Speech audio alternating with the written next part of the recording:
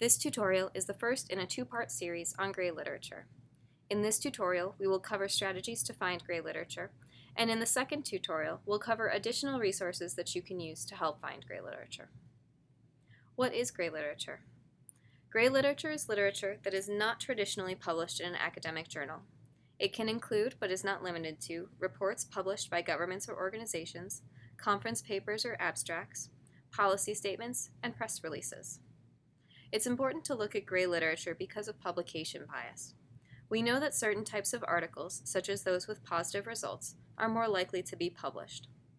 Looking at a variety of types of literature, including the literature such as Gray literature that hasn't been published through traditional academic methods, can help minimize bias in your research. This bias also factors into why librarians typically recommend that you look at more than one database, such as looking at both PubMed and Web of Science, when doing research on a new project.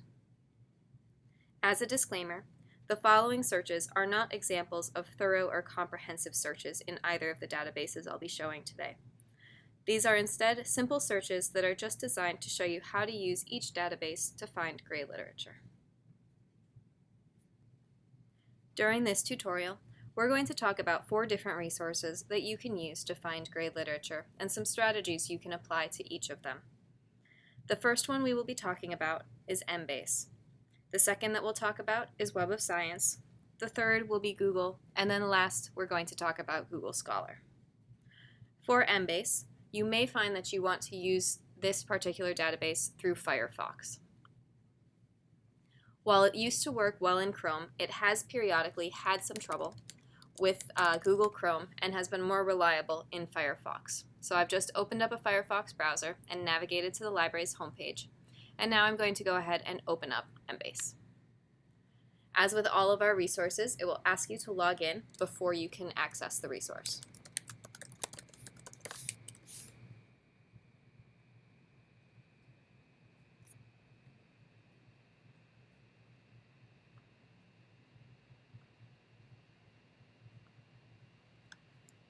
Embase is a biomedical database similar to PubMed. It includes 3,000 journals that are not included in PubMed that are primarily focused on European literature. It can be a very interesting database to search in addition to PubMed, and it has a little bit different of a search interface than you normally see. While Embase does work very similarly to PubMed in that it has a controlled vocabulary similar to MESH, rather than calling their controlled vocabulary terms MESH terms, they call them Emtree terms. Emtree is available at the top here if you would like to search that, similar to how you would search the MESH database in PubMed. If you're unfamiliar with MESH or with PubMed, I would highly recommend watching our PubMed tutorial available from the tutorials page. Embase today, we're going to talk about how to find specifically Gray literature. To do that, I'm going to go ahead and just do a simple search here in the quick search for PTSD. It pops up a little suggestion box down here, and one of the nice things about Embase, specifically with the quick search, is that these suggestions are actually the preferred Emtree terms, unlike in PubMed, which just provides suggestions of what people have searched before. I'm going to go ahead and select the preferred term of post-traumatic stress disorder, and click on that, and then click on Show Results. This brings me to the main search page. On this page, you'll see all of our search results below here. You'll see a search history at the top, which works much the same as the advanced search in PubMed, where you can go ahead and combine or searches together to create new searches. There's also quite a few filters here on the side that can be quite useful. The 2 that we're going to look at today are going to be first, publication types, and then second, this other filter for conference abstracts. So if I open up publication types here, you'll see that I can limit right away by the type of publication that it is. So I could limit to just articles, just reviews, just conference abstracts, letters, editorials, notes, etc. The difference between publication types and study types are that one covers the actual publication type and one does in fact cover the study type. In other databases, these terms might be seen as interchangeable, but in Embase they are 2 distinct categories. I'm going to go ahead and limit just to conference abstracts, by clicking on the box next to conference abstracts and then scrolling up to the top and clicking apply. One thing that you'll notice before I click apply is that there is a number count next to each of these publication types. In this section here, we do have 6,500 articles that are going to come back that are just conference abstracts. So now when I click apply, we should see 6,530 articles as opposed to our 52,997. And in fact, that is what happens. So now I know that all of these search results here are conference abstracts, which are a type of gray literature. If I wanted to, I could get even more specific by opening up this second filter here for conference abstracts. When I open this up, this actually shows me which individual conferences have the most abstracts attached to them. So in this case, if I wanted to look at just one particular conference because I knew that one was particularly on my topic, I could go ahead and check the box just as before and scroll back up to the top, click apply, and this will bring back results only from that one particular conference on our topic here of post-traumatic stress disorder. The big difference between these two terms here, or these two filter types here rather, is that this is going to limit to all conference abstracts within your search, and this is going to limit to just conference abstracts from a particular conference. So you can use this one first to get a good idea of what is being published in the conference world right now as far as abstracts go. And then you can use this one here, this conference abstracts filter, to get an idea of what specifically was discussed at each individual conference. The next resource that we're going to talk about today is Web of Science, which we can also use to help find conference abstracts. To get to Web of Science, just go from the main library homepage, medlib.bu.edu, and click on it underneath Find Articles. I'm going to go ahead and click on Advanced Search to get right into the Advanced Search in Web of Science. And if you haven't already watched a tutorial on how to search Web of Science, I would highly recommend watching that as well. It's available right next to the PubMed tutorial underneath the tutorials page. But to search Web of Science, you do have to use these different field tags. So I'm just going to do a very simple search in Web of Science for TS equals PTSD or TS equals post-traumatic stress disorder. And go ahead and just do our quick search. This is going to just drop us right down to the bottom of the page here. And then to get into our results set, we can just click here on this hyperlinked number. As you can see, we end up with 32,375 results. And if I scroll down a little bit more, we'll see more filters on the side that you're able to use to limit your search. As you can probably guess, we're going to go down right to this document types filter, and we can limit to just meeting abstract. If I check this box here and click on Refine, it's going to limit our results just to those 3,132 meeting abstracts.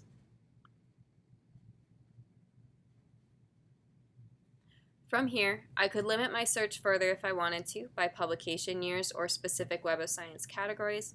I could also limit by organizations, or I could limit by funding agencies. If any of these were funded by a grant, by one of these agencies, it will be reported here. So to see all of them, you can just click on More Options or Values to see all of the different funding agencies that funded these conference abstracts. Rather than limit down by this, I'm going to go ahead and click Cancel and jump back out to our main search. There is one other thing that I want to point out. Similar to Embase, if we scroll down to the bottom of the page and click on View All Options here, you'll see another filter type here for conference titles. This is exactly the same as what we just saw in Embase, where this will show us the individual conferences, all of the abstracts that came out of those, as well as a little number here.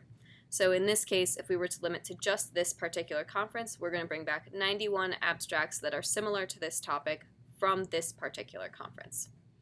If I go ahead and click on Refine here, that's going to narrow our search results. And you can see now we have 91 search results. So far, I've shown you two databases, Embase and Web of Science, to find conference abstracts. But conference abstracts are only a piece of gray literature. To find things like government or organizational reports, policy statements, or press releases, what you'll have to do is use a search engine such as Google. I'm going to show you Google today because it's by far the most powerful search engine available, and it's probably where you'll spend most of your time doing any sort of real gray literature searches. So to start, I'm just going to go to Google. And we're going to go ahead and continue with our same example of before of PTSD. So when I start out and do a Google search for this, you'll see it pops up a bunch of suggestions here, but we're just going to stick with what I had initially. When I do this, we find a lot of things come up right to the top. And in this case, they're all pretty good resources here. We have things like the National Institute of Health. We have a couple other .gov resources. We have Wikipedia. We also have something called verywellmind.com, psychiatry.org, the ADAA. One thing that's in common with a lot of these things is that they're reasonably good resources. It's not like it used to be 10 years ago where you didn't quite know what was coming back and it wasn't necessarily great. The problem is that a lot of this information is still going to be fluff. You're not going to want to cite, most likely, this Vanity Fair article in an academic journal article that you're working on. But what you might be interested in finding is some sort of government report that reports on the number of cases of PTSD being reported, or if there's been any sort of new change in treatment that the government is recommending. Things like that are going to be what you'll find in more gray literature. You'll also find things like program evaluation. So if we were looking for an organization that does some sort of program treatment for PTSD, if they've done an evaluation on their program, that's something that you'll find using Google. So to start, what we want to do is refine our search down. We could do that by adding in additional terms up at the top here, or what we could do is use the advanced search, which is available here underneath settings. In here, I'm going to go ahead and click on settings and then scroll down and click on advanced search. And this brings us into the advanced search page. If we scroll to the bottom, underneath this then narrow your results by, we can limit to just a specific site or domain. So we could start by using this with just perhaps a .gov site if we wanted to see just government resources that are coming back. Once I limit here by .gov, I can go ahead and click advanced search. And this is going to bring back just .gov resources. So you'll see as we scroll down, we now see something from Medline Plus, which is a great consumer health organization. We also see some things here for different .gov resources, but what we're not seeing are articles like that Vanity Fair one instead. So we've definitely narrowed our results down a little bit more, which is good. If we wanted to continue on the path of trying to find a government report, there is one more thing we could do. Most of the time on the web, gray literature is stored in the form of a PDF. So what would probably be best to find gray literature here is to limit to just .govs and PDFs if we're looking for something like a government report. So I'm going to go back into settings and go back into my advanced search, and we're going to limit this search to find just PDFs. To do that, I'm going to scroll down to the bottom, here next to file type. Rather than say any format, I want to switch this to say PDF. And then click on advanced search. And what this is going to do is this is going to bring back, as you can see, just PDFs that came out of .gov websites. And so then if I wanted to, I could go ahead and click on one of these. And this brings me directly to a PDF. And so in this case, this sort of thing can count as that gray literature. It's another great way to find things like handouts as well. You can use this to see, in this case, this looks a little bit more like a handout that might be good to give to somebody or to distribute, as it's got a lot of information on it about what PTSD is, and then next steps for research, what to do if you know someone in crisis. We can also back up to this as well, back up to our search page as well, and make some changes to our search. For example, if we find that what we thought we wanted were government reports, but what we actually think we wanted are organizational reports, we can go back into our settings here, go to advanced search, and then we could limit to just .orgs instead of .govs. Unfortunately, you cannot combine two together to look at just .orgs and .govs at the same time. You'll have to look at them individually. So we'll go ahead and change this to .org, which is usually what's used for organizational websites.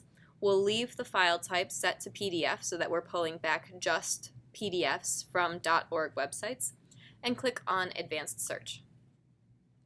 And on this page now you'll see we're getting a whole new set of results than we had before because all of these websites are .org. If we wanted to, we could get even more specific with this as well. So let's say here we'd like to find more information specifically from the APA.org, because in this case maybe that's going to be a really good website to take a look and see what kind of gray literature is available directly from them. If I wanted to, I can go back into my settings here, go back to Advanced Search, and I can limit to just a specific website. So instead of just saying .org here, I'm going to go ahead instead and put in .apa.org so that I'm looking at just the APA. And I'll go ahead and leave the PDF filter on and click on Advanced Search. And now you can see we have a significantly smaller number of results than we started with. We've got just under 8,000 results that are all PDFs, all available from the APA. And as you scroll down, you can see that you could scoot through and get to different types of things here than you might have seen otherwise. In this case, here's something that's a clinical practice guideline for the treatment of post-traumatic stress disorder.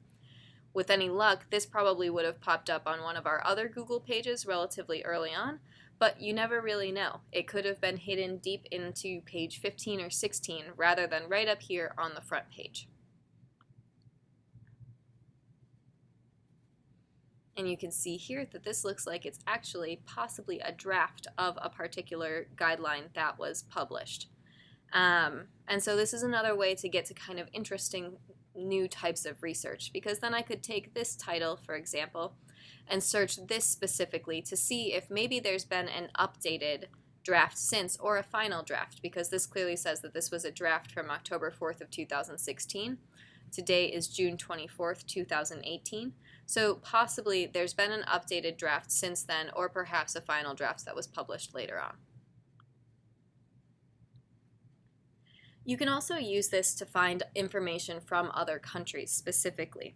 If I wanted to look at PTSD practices perhaps in a different country, all I would need to know is that country's country code. To find the country code, there's actually a great list on Wikipedia. If you do a search for a list of top-level domains, you can click and open up this article here from Wikipedia. And this is kind of a nice resource to have, because what it'll do, if we scroll down, is it will show you all of the different country codes for each of the countries. And this can be really nice because sometimes they don't add up to exactly what you thought they would. So for example, if we go down and find Germany here, it's actually .de, which stands for Deutschland, instead of Germany. If you click one further and actually click on the .de, it'll bring you into a second page here that will give you some additional information. So you can see here, these are generic geographic domains, so you could find perhaps just for Bayern or for Berlin, or you could look a little bit differently, at different regions rather. If we scoot back, sometimes there's other information available as well. So I'm going to go ahead and open up Egypt here, and if I click on that one, you'll see that there's also a list of second-level domains. So as you can tell, because of what we looked at with Germany, it's not always available for every country, so you might have to figure it out yourself. But in this case, we can see here that if we wanted just government resources from Egypt, we could do a specific search for .gov.eg, and that would bring back just information coming out of specific Egyptian government websites. This can be really handy to take a look at, because when you're looking at information or looking for information from other countries, figuring out exactly what the domain is for their government can be really crucial. For example, a lot of Spanish-speaking countries use .gob rather than .gov. And so you can find that you're able to get to the information you're interested in a little bit quicker if you're looking at this sort of information. So I'm going to go ahead and go back to our search in Google. So I'm just going to go back to google.com. I'm going to go ahead and type in PTSD again. And let's go ahead and look at resources that come back from Germany. I'm going to go ahead back into settings and then into the advanced search. And here underneath site or domain, rather than look at .orgs or .govs, I'm just going to go ahead and type in .de. And then under file type, I'm going to go ahead and limit right off the bat just to PDFs to see what comes back. And then we'll go ahead and do our advanced search. And what this search is looking at here, what it's bringing back, are 50,000 results on PTSD from .de websites, so German websites, that are PDFs. And then I can go ahead and browse through, and this gives me a really good idea of what sorts of information is available in Germany from German websites on these particular topics. There is another tool here in settings. I'm just going to go down to advanced search one more time here. And you might have noticed earlier, this says here region. So rather than looking at language or last update or site domain, we're going to look at this region tab here. And if I open this up, you'll see that I could look at information coming out of these different regions. And there is one for Germany. And there's a big difference between using this particular region tab and using this site or domain. So I'm going to go ahead and clear this out for the site or domain, eliminate the .de, and I'm also going to clear out our format. I'm just going to look at this region, Germany, without any of our other advanced search settings attached. And the biggest difference between the region and using the country code for the site or domain is that this region tab here in Google is supposed to, although I haven't been able to verify myself as I have not run these searches both here and then in a foreign country, what this is supposed to do is show you what your search results would look like if you did this search from Germany. And so you'll see when we do our advanced search here, we see a lot of different resources that come back. They're not entirely coming back from German websites like what we did before. That was pulling back just from German websites. This is just a regular .org that actually seems to come out of a site, PTSD UK. In fact, there's a lot of results that come back from that main web page right off the bat. Kind of similar to how when we looked before, we saw a lot of results coming back out of the NIH. We're also seeing some .coms. This one is a .eu. We see a dictionary translation here as well. And so what you can tell is that this is bringing back different results than what we saw with the .de. The .de and using the country code is going to bring back results that come just from that one particular country, and the region is going to show you what your search would look like if you did this particular search in that country. It can be really handy as you're starting to do research on how people perceive or what people have access to in foreign countries. So if you were looking perhaps for like what sorts of information people living in India would have access to on maternal mortality, you could do a search for maternal mortality using this region code to see what people are seeing when they do a Google search. And then you could use maternal mortality limiting to just site.in to be able to see, which is India's country code, to be able to see what sorts of resources that country is putting out that's available. One of the most common questions that I get when talking about using Google to find gray literature is, well, don't you mean Google Scholar and not Google? And the answer is no, I mean using Google. And all of the tricks that I've just shown you for Google are going to be the things that will be hands down most useful for you in finding gray literature. But I do want to take a moment to address Google Scholar and sort of some of the pitfalls that you'll come across in trying to use Google Scholar.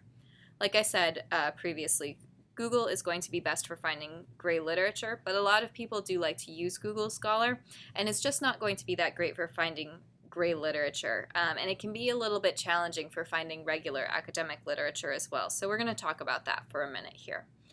To get to Google Scholar, we do have a link from it for it from the library's homepage, and part of the reason for that is that Google Scholar can be really great for finding PDFs, especially if one of the links from the library's homepage is down and you can't get to your journal article. Google Scholar can be a real lifesaver there. We always try to keep our links up to date, but every now and then something does break, and if it's at a time that you can't get a hold of any of the librarians here, then it's pretty easy to just jump straight into Google Scholar, put the title of your article in the search bar in quotes, which I'll show you in a minute, and then finds the PDF that way.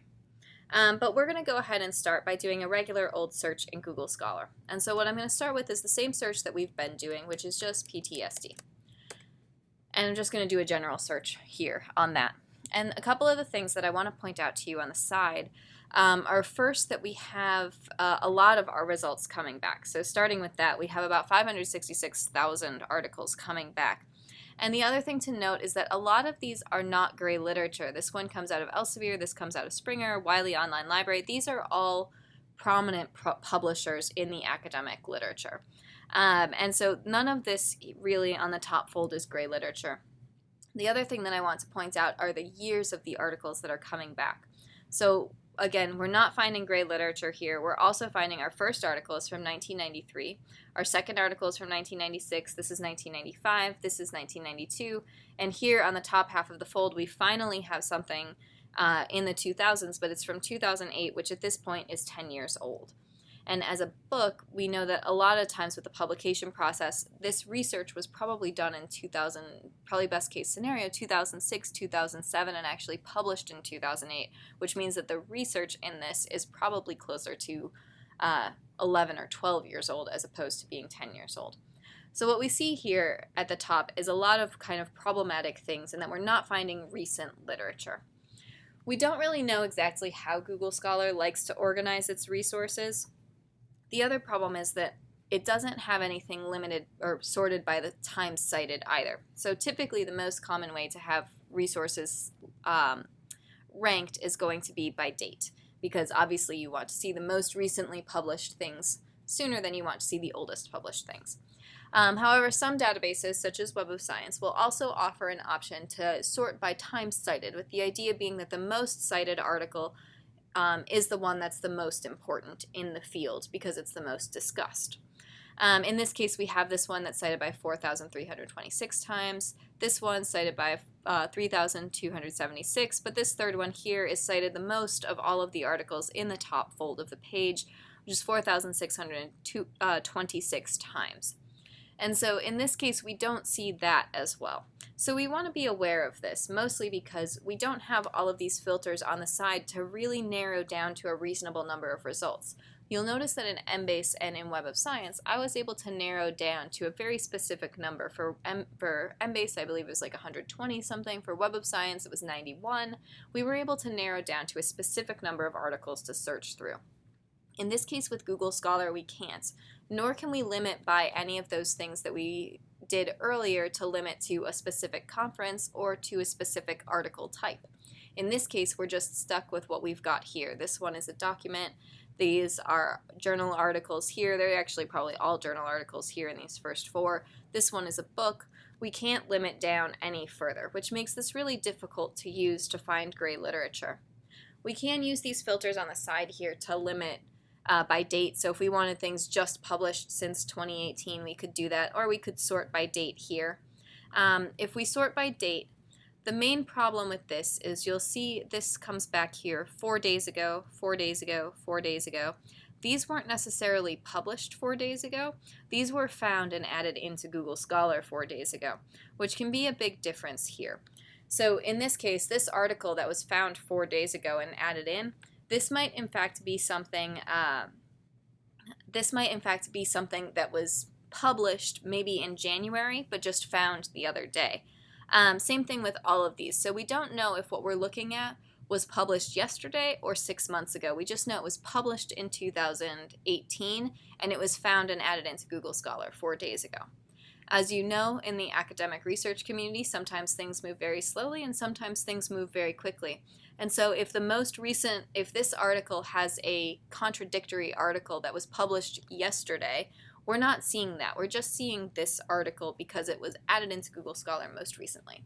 So that is something to keep in mind and to be aware of as you're doing searches in Google Scholar. The same is true if we were to go ahead and choose since 2018. These, again, are all articles that are published in 2018, but it was added into Google in this particular order. So this might not be the most recent article published in 2018. It might, in fact, be, the least recent article published in 2018. That said, there are a couple things that Google Scholar is very good for, the most important of which is finding PDFs. So I'm going to go ahead and just copy and paste this title here. And you can do this with any of the articles that you found in PubMed, Web of Science, Embase. If you're having trouble getting access to the full text, If you just put the article in quotes here in Google Scholar, one thing that it's very good at is finding the PDFs. So here we can see there's a PDF link right here. If I go ahead and click on this, it's going to bring me directly to the PDF, which makes it much, much easier to find your full text information if the links from the library homepage aren't working. Thank you for watching this tutorial. For more information on how to find Gray literature, please watch the second tutorial in this series on Gray literature resources or contact the library for more help using the information listed here.